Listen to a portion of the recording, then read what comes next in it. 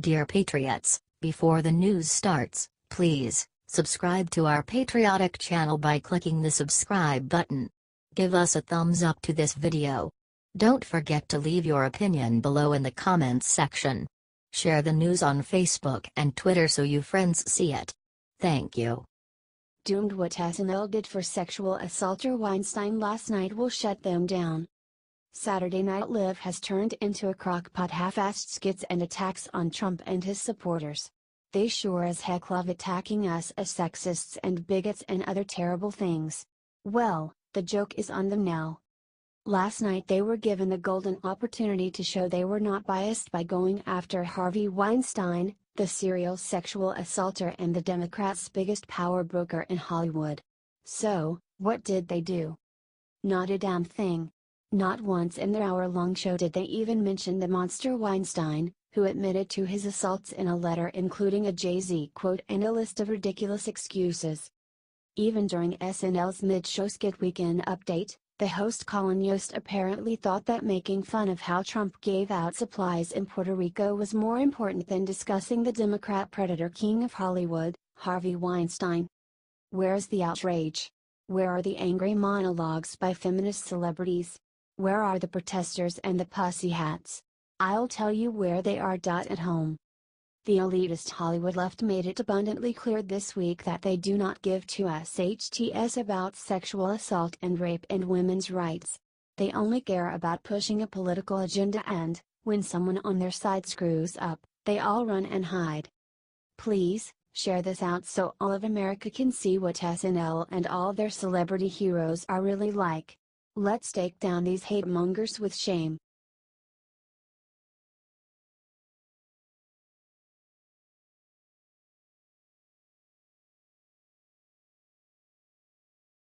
Right in front of reporters, Trump just dropped the biggest secret of Democratic Party. President Donald Trump said this Saturday that he suspected for a long time that Harvey Weinstein. What he said next is shocking the nation. The most amazing part of the whole interview was the following. Get ready. The reporter then tried to say that Trump's comment where he said, "Grab him by the pussy." Then Trump slams them with this. It's really amazing to try and watch reporters try and equate what Trump said with what Harvey Weinstein did. The left equates speech with action. They are not the same thing. Trump apologized for the remark. Share this if you think Trump is right, y'all. Evil abounds in Hollywood and Harvey Weinstein appears to be king. Draining the swamp is going to take a long time.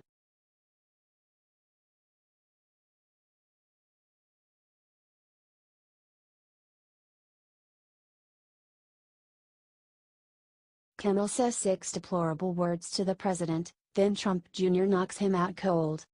Jimmy Kimmel, just like literally every other late-night TV talk show host, Fallon, Corden, Myers, Noah, is a far-left liberal bully.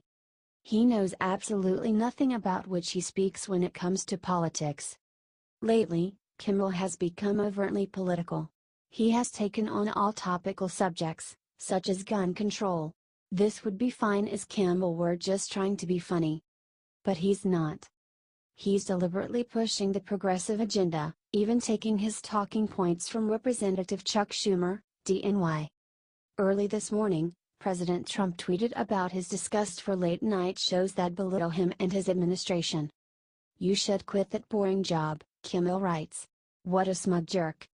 Then, Donald Trump Jr. shot back with a perfect tweet. He told Kimmel to spend some time joking about his Hollywood pal Harvey Weinstein, who has recently been accused by 8 different women of sexual harassment. Trump Jr. for the win.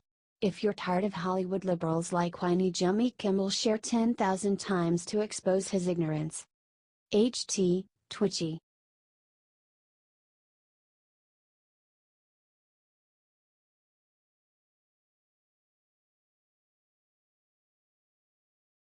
With just one devastating sentence, Pelosi confirmed our worst fears about gun control. It's bad.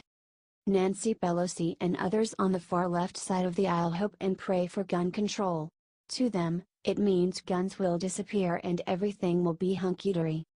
In reality, nothing could be further from the truth. Chicago, Europe, Australia, and numerous other countries are heavily gun-controlled. Still, bad guys wind up with guns. All gun control actually does is render non-armed people helpless. You can't bring a knife to a gunfight. We know that Las Vegas shooter Stephen Paddock used a bump stock to turn his semi-automatic rifles into fully automatic. Now, many people on the left and right are calling for them to be banned, despite the Obama administration vouching for them in the past. Nancy wants this to happen. Here's why, via Fox News. They're going to say, you give them bump stock, it's going to be a slippery slope. I certainly hope so, she told a reporter at a news conference. The reporter had asked her about whether she was concerned that Republicans would make the slippery slope argument on bump stocks, used by the Las Vegas gunman to fire more rounds with a semi-automatic weapon. Pelosi certainly hopes a bump stock ban will be a slippery slope toward all-out confiscation. Not good, folks. Not good at all. Spread this article like wildfire if you're tired of cooks like Nancy Pelosi running the show. Let her know it's time to resign.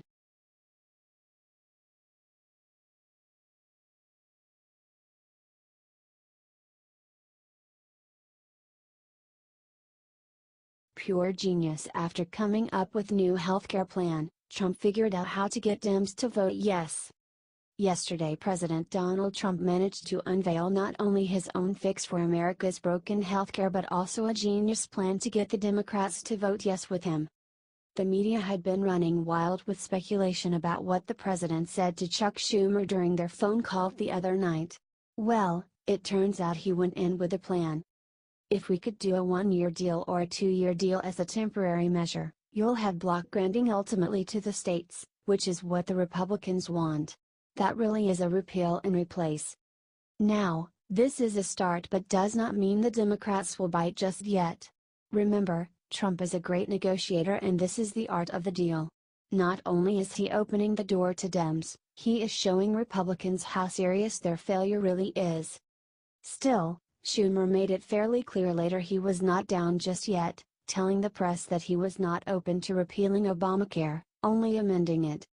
I for one am glad he is doing something before this disaster manages to destroy our wallets and hospitals. Help get the Republicans in Congress to do their jobs by sharing this out everywhere. Trump wants block grants so states, not the federal government, can manage their own healthcare.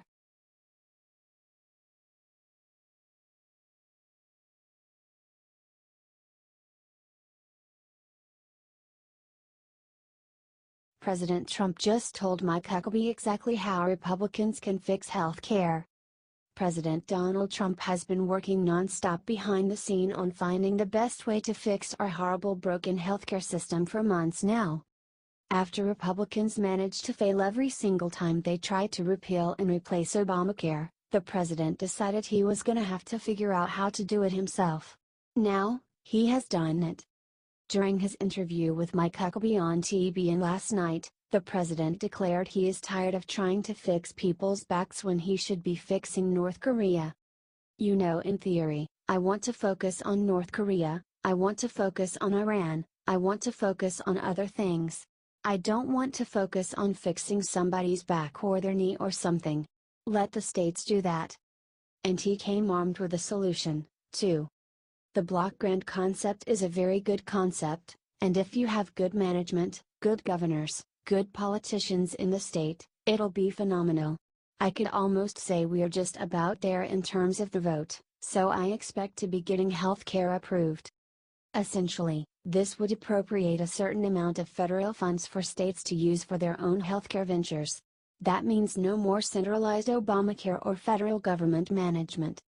So let him know what you think of the block grant system. Is Donald Trump making the right decision on healthcare? Comment your answer and share this out.